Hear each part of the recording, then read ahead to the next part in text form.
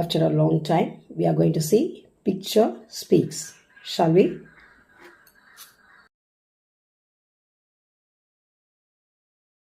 இப்போ நீங்கள் பார்த்த பிக்சர் ஒரு அழகான படம் வரைகிற குழந்தை. அந்த குழந்தை நான் வரைஞ்ச படத்தை ரொம்ப சந்தோஷமாக எடுத்து காமிக்கிறோம். இதை பார்க்கும்போது ஒரு கதை ஞாபகம் வருது. அதாவது குழந்தைகள் உலகம் வந்து ரொம்ப ரம்யமாக இருக்கும்.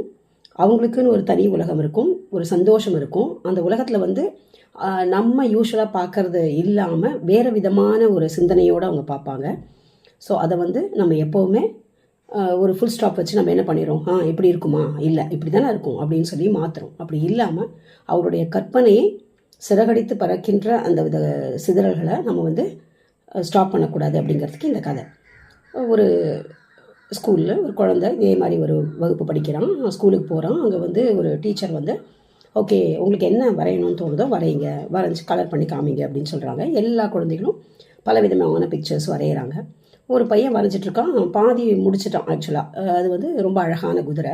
அவன் வரைஞ்சது ரொம்ப பார்க்கறதுக்கு ரம்யமாக இருக்குது, ரொம்ப டிஃப்ரெண்ட்டாக வரைஞ்சிருக்கான். உடனே அவன் என்ன பண்ணுறான், அதில் வந்து பிங்க் கலர் அடிக்க ஆரம்பிச்சிடுறான்.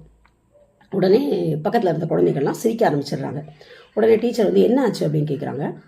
மேம் அவனோட குதிரையை பாருங்களேன் பிங்க் கலரில் இருக்குது அப்படின்ட்டு சிரிக்கிறாங்க. அந்த குழந்தைய எடுத்து காமிக்கிறான். மிஸ்ஸும் வந்து ஒரு மாதிரி என்னது பிங்க் கலரில் போய் குதிரை அப்படின்னு சொல்கிறாங்க. உடனே அந்த குழந்தை எடுத்து வச்சிடறான். அதுக்கப்புறம் அந்த பீரியட் முடியறது, வீட்டுக்கு வந்துடுறான். அவன் மனசுக்கு வந்து ஒரு அதை கம்ப்ளீட் பண்ணலை. ஏன்னா அவனுக்கு வந்து ஒரு இது மாதிரி ஆயிடுச்சு. ஐயோ நம்ம இப்படி வரையணும்னு நினச்சோம், இது தப்பு போல் இருக்குது, இனிமேல் நம்ம வரைஞ்சால் யாருக்கும் பிடிக்காது அப்படிங்கிற மாதிரி நினச்சி வீட்டுக்கு வரான். வீட்டுக்கு வந்தவுடனே அவங்க அப்பா கேட்குறாரு, என்ன கண்ணா டல்லாக இருக்குன்னு. ஒன்றும் இல்லைப்பா சொல்லு அப்படிங்கிறாரு. அப்புறம் சாதாரணமாக பேசுகிறான், இதை பற்றி எதுவும் சொல்லலை. அப்போ அவர் வந்து அவனோட நோட்டெல்லாம் எடுத்து பார்க்குறாரு. அதில் வந்து பாதி வரைஞ்ச ஹார்ஸ் இருக்குது. அப்போ உடனே வாவ் அமேசிங் அப்படின்னு சொல்லிட்டு அவனை கூப்பிடுறாரு. என்ன இது ரொம்ப அழகாக வரைஞ்சிருக்க, அப்படி ஏன் கம்ப்ளீட் பண்ணாமல் வச்சுருக்கேன். இல்லைப்பா எல்லாரும் சிரிக்க ஆரம்பிச்சிட்டாங்க, எனக்கு அதனால் வரைய பிடிக்கல, ஹார்ஸ் போய் பிங்க் கலரில் இருக்குமா அப்படின்னு சொல்லிட்டு அப்படின்னோடனே அவர் சொல்கிறார், இதே சேம் இன்சிடெண்ட் என்னோட ஏஜில் எனக்கு நடந்தது, உன்னோட ஏஜில் என்னோட படிப்பு காலத்தில் நடந்தது.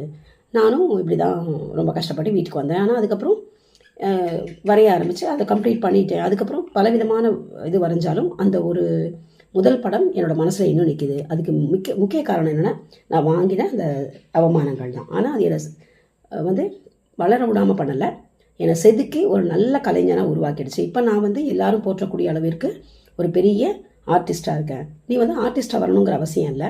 ஆனால் இதை ஒரு பெரிய விஷயமா எடுத்துக்காம உன்னோட ஹார்ஸு, நீ பார்த்த ஹார்ஸு, நீ உன்னுடைய கற்பனையில் பார்க்கின்ற ஹார்ஸு எப்படி இருக்குமோ அப்படி வரைஞ்சி முடிச்சுட்டு மேடம் கிட்ட கொண்டு போய் காமி அப்படிங்கிறாரு. ஸோ எவ்வளோ அழகான கருத்து இல்லையா? ஸோ குழந்தைகள் உலகம் வந்து டிஃப்ரெண்ட்டாக தான் இருக்கும். அதில் அவர்களுடைய சிந்தனைகள், அவருடைய கற்பனைகள் வந்து நம்ம வந்து டெவலப் பண்ணணுமே ஒழிய அதுக்கு வந்து ஒரு தடைகளாக இருக்கக்கூடாது அப்படிங்கிறதுக்கு தான் இந்த கதை. ஸோ இந்த பிக்சரை பார்த்த உடனே இந்த கதை ஞாபகம் வந்தது, அதனால் இந்த பதிவு. நன்றி.